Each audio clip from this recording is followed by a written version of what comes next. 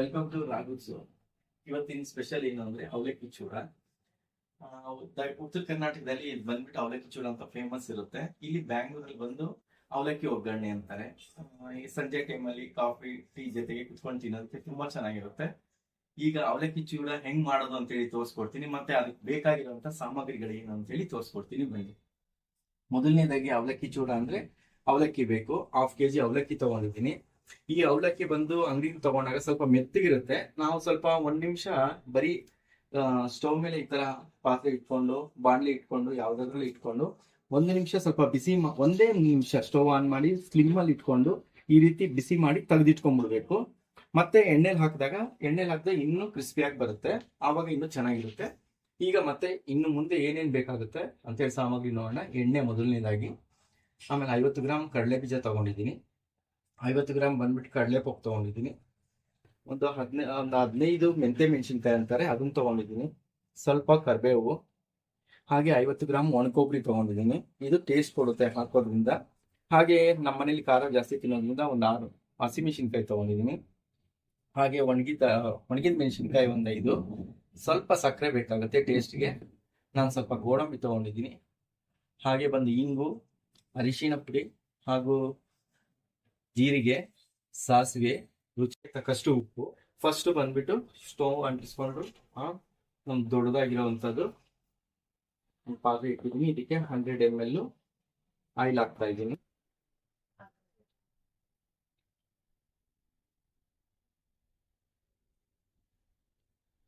Oil ಕಾಯ್ಲಿ ಚೆನ್ನಾಗಿ.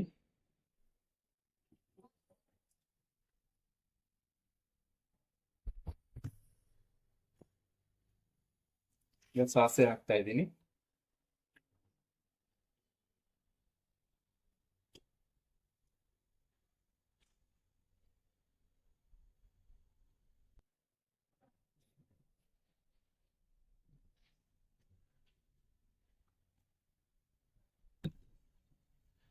$100 ml oil ಹಾಕಿದ್ದೀನಿ. ಈಗ ಸಾಸಿವೆ ಸಿಡಿತಾ ಇದೆ. ಈ ಟೈಮಲ್ಲಿ ಫುಲ್ಲು ಸ್ಲಿಮ್ಮಲ್ಲಿ ಇಟ್ಕೊಂಡು ಕಡಲೆ ಬೀಜ ಹಾಕ್ತಾ ಇದ್ದೀನಿ.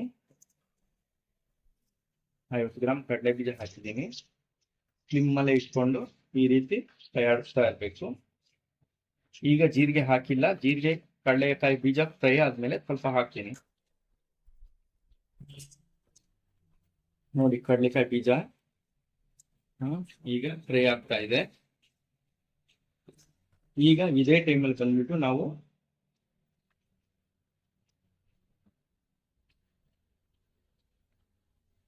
ಈಗ ಜೀರಿಗೆ ಹಾಕ್ತಾ ಇದ್ದೀನಿ.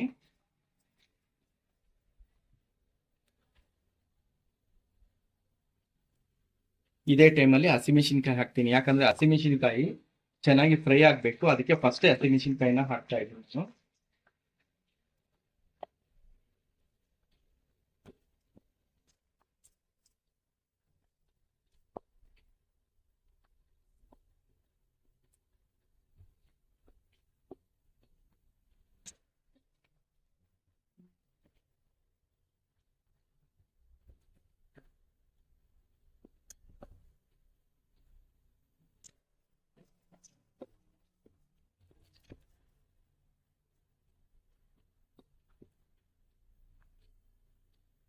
ಈಗ ಒಣಕೊಬ್ಬರಿ,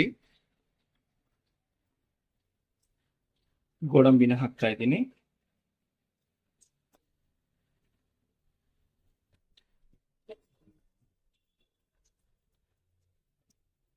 ಸ್ಲಿಮ್ಮಲ್ಲಿ ಇಟ್ಕೊಂಡೇ ಮಾಡ್ಬೇಕು ಇದನ್ನ.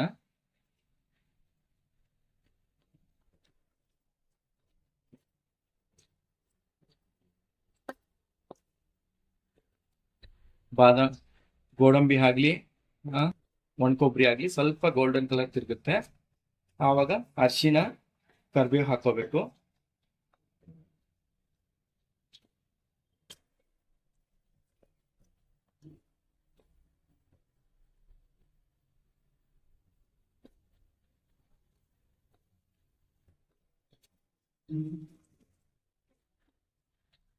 ಈಗ ಇಂಗನ್ನ ಹಾಕ್ತಾ ಇದ್ದೀನಿ,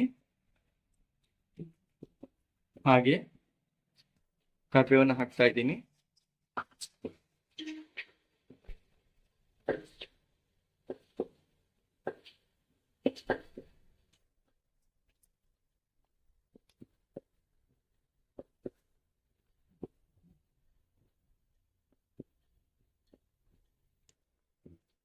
ಕರಿಬೇವೆಲ್ಲ ಚೆನ್ನಾಗಿ ಕ್ರಿಸ್ಪಿ ಆಗಬೇಕು.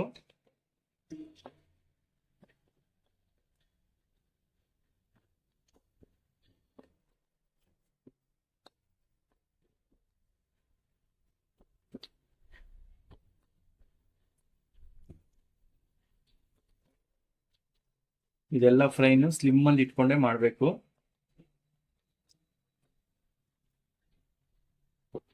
ಈಗ ಕರಿಬೇವೆಲ್ಲ ಚೆನ್ನಾಗಿ ಫ್ರೈ ಆಗಿದೆ ನೋಡಿ, ಕ್ರಿಸ್ಪಿ ಆಗಿದೆ ಎಣ್ಣೆನಲ್ಲಿ. ಈ ಟೈಮಲ್ಲಿ ಬಂದ್ಬಿಟ್ಟು ನಾವು ಮೆಂತೆ ಮೆಣಸಿನ್ಕಾಯಿ ಒಣಮೆಣಸಿನ್ಕಾಯಿ ಹಾಕ್ತಾ ಇದೀವಿ, ಯಾಕಂದ್ರೆ ಇದು ಬೇಗ ಫ್ರೈ ಆಗುತ್ತೆ. ಈ ಟೈಮಲ್ಲಿ ಹಾಕಬೇಕು ಲಾಸ್ಟಲ್ಲಿ, ಬೇಗ ಒಂದೇ ನಿಮಿಷದಲ್ಲಿ ಅದು ಫ್ರೈ ಆಗಿಬಿಡುತ್ತೆ, ಹಾಗಾಗಿ ಲಾಸ್ಟಲ್ಲೇ ಹಾಕಬೇಕು.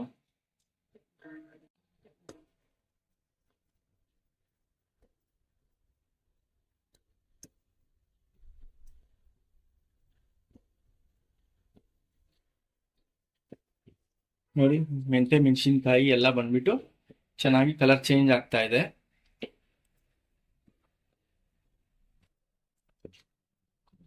ಈ ಟೈಮಲ್ಲಿ ಕಡಲೆಪಪ್ಪನ ಹಾಕೊಂಡ್ಬಿಡ್ಬೇಕು. ಕಡಲೆಪಪ್ಪು ಹಾಕಿ ಆಫ್ ಮಾಡ್ಬಿಡ್ಬೇಕು ಸ್ಟವ್ನ.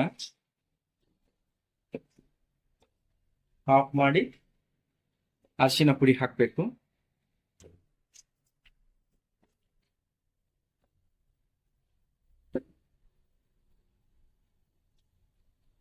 ಇರೋ ಬಿಸಿನಲ್ಲೇ ಕಡಲೆಪಪ್ಪು ಆಯಿಲಲ್ಲಿ ಫ್ರೈ ಆಗುತ್ತೆ ಚೆನ್ನಾಗಿ.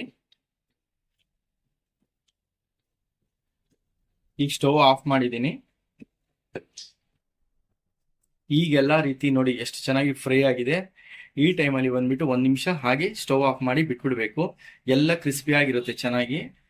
ಈಗ ಮತ್ತೆ ಏನ್ ಮಾಡ್ಬೇಕು ಅಂದ್ರೆ, ಈ ಬಿಸಿನಲ್ಲೇ ಬಂದ್ಬಿಟ್ಟು ಅವಲಕ್ಕಿ ಮತ್ತೆ ಇದೇನು ನಾನು 2 ಸ್ಪೂನ್ ಸಕ್ಕರೆನ ಇಟ್ಕೊಂಡಿದ್ನಿ, ಇದು ಟೇಸ್ಟ್ ಕೊಡುತ್ತೆ ಸಕ್ಕರೆ, ಹೀಗೆ ಹಾಕ್ಬೇಕು. ಹಾಕಿ ಸ್ವಲ್ಪ ಹೀಗೆ ಕರಗುತ್ತೆ ಅದೊಂಚೂರು. ಈ ಕರಗ್ತಾ ಇದೆ ಅಂತ ಗೊತ್ತಾಗಿದ್ದ ತಕ್ಷಣ ರುಚಿಗೆ ತಕ್ಕಷ್ಟು ಉಪ್ಪು ಸ್ವಲ್ಪ ಹಾಕಬೇಕು. ಅವಲಕ್ಕಿನಲ್ಲಿ ಉಪ್ಪಿರುತ್ತೆ ಆಲ್ರೆಡಿ, ನೀವು ಉಪ್ಪು ನೋಡ್ಕೊಂಡು ಹಾಕೋಬೇಕು. ನಾನು ಒಂದು ಸ್ಪೂನ್ ಉಪ್ಪು ಹಾಕಿದ್ದೀನಿ, ಅಷ್ಟೇ ಸಾಕಾಗ್ಬೋದು. ಈಗ ಅವಲಕ್ಕಿನ ನಿಧಾನಾಗಿ ಇದಕ್ಕೆ ಹಾಕ್ತಾ ಇದ್ದೀನಿ.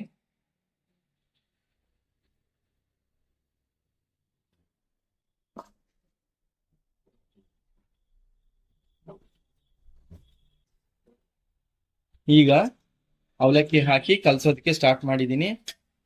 ಈ ಪಾತ್ರೆ ಬಿಸಿ ಏನಿದೆ ಮತ್ತೆ ಆಯಿಲ್ ಬಿಸಿ ಏನಿದೆ ಅದರಲ್ಲಿ ಇದು ಚೆನ್ನಾಗಿ ಕ್ರಿಸ್ಪಿಯಾಗಿ ಬರುತ್ತೆ. ಮತ್ತೆ ನೀವು ಸ್ಟವ್ ಅಂಟ್ಸಕ್ ಹೋಗ್ಬೇಡಿ, ಸ್ಟವ್ ಅಂಟ್ಸಿದ್ರೆ ಬಂದು ಹೊತ್ತೋಗೋ ಚಾನ್ಸ್ ಇರುತ್ತೆ. ಇದರಲ್ಲಿ ನಿಧಾನಾಗಿ ತಿರುಗಿಸ್ತಾ ಬನ್ನಿ, ಹೀಗೆ ಚೆನ್ನಾಗಿ ಮಿಕ್ಸ್ ಮಾಡ್ತಾ ಬನ್ನಿ.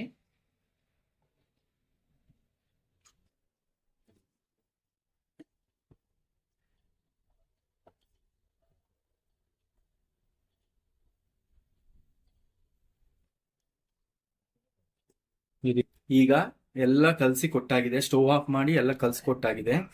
ಈಗ ಏನ್ ಮಾಡ್ಬೇಕು ಅಂದ್ರೆ, ಸ್ಟವ್ನ ಆನ್ ಮಾಡಿ 2 ನಿಮಿಷ ಸ್ಲೋಲ್ ಇಟ್ಕೊಂಡು ಇದನ್ನ ತಿರುಗಿಸ್ಕೊಡ್ತಾ ಇರ್ಬೇಕು. ಈ ರೀತಿ ಸ್ಟವ್ ಆನ್ ಮಾಡ್ಬೇಕು. ಈಗ ಸ್ಟವ್ ಆನ್ ಮಾಡಿ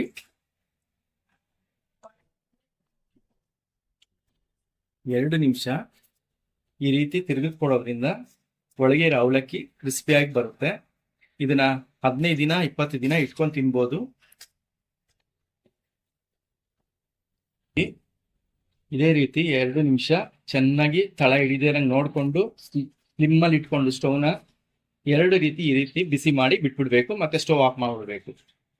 ಈ ಸ್ಟವ್ ಆಫ್ ಮಾಡಿಬಿಟ್ಟು ಇದೇ ಪಾತ್ರೆಯಲ್ಲಿ ಬಿಡಬೇಕು. ಆವಾಗ 1 ನಿಮಿಷ ಬಿಟ್ಟು ಈ ರೀತಿ ತಿರುಗಿಸ್ಕೊಡ್ತಾ ಇದ್ರೆ ಆಮೇಲೆ 10 ನಿಮಿಷ 15 ನಿಮಿಷ ಬಿಟ್ಟು ಎಲ್ಲ ತಣ್ಣಗಾಗುತ್ತೆ. ಆವಾಗ ಒಂದು ಕವರಲ್ಲಿ 2 ಡಬಲ್ ಕವರ್ ಹಾಕಿ ಅದರಲ್ಲಿ ತುಂಬಿ ಕಟ್ಟಿಟ್ಕೊಂಡ್ರೆ 1 ತಿಂಗಳು ತನಕ ಕೆಡೋದಿಲ್ಲ, ಅಷ್ಟು ಟೇಸ್ಟ್ ಆಗಿರುತ್ತೆ. ನೋಡಿ, ಈಗ ಅವಲಕ್ಕಿ ಚೂಡ ರೆಡಿ ಆಗಿದೆ. ಇದನ್ನ ಸರ್ವ್ ಮಾಡ್ಬೋದು, ಕಾಫಿ ಟೀ ಜೊತೆ ಕುತ್ಕೊಂಡು ತಿನ್ಬೋದು. ತುಂಬಾ ಟೇಸ್ಟ್ ಆಗಿರುತ್ತೆ, ಬಂದವ್ರಿಗೂ ಕೊಡ್ಬೋದು, ತುಂಬಾ ಇಷ್ಟಪಡ್ತಾರೆ. ಈ ವಿಡಿಯೋ ನಿಮಗೆ, ಈ ರೆಸಿಪಿ ನಿಮಗೆ ಇಷ್ಟ ಆಗಿದ್ರೆ ಲೈಕ್ ಮಾಡಿ ಹಾಗೂ ಸಬ್ಸ್ಕ್ರೈಬ್ ಮಾಡಿ. ನಿಮ್ಮ ಫ್ರೆಂಡ್ಸ್ ಮತ್ತೆ ಫ್ಯಾಮಿಲಿಗೆ ಶೇರ್ ಮಾಡಕ್ಕೆ ಹೇಳಿ. ಹಾಗೆ ನನಗೆ ಈ ತರನೇ ಪ್ರೋತ್ಸಾಹಿಸಿ.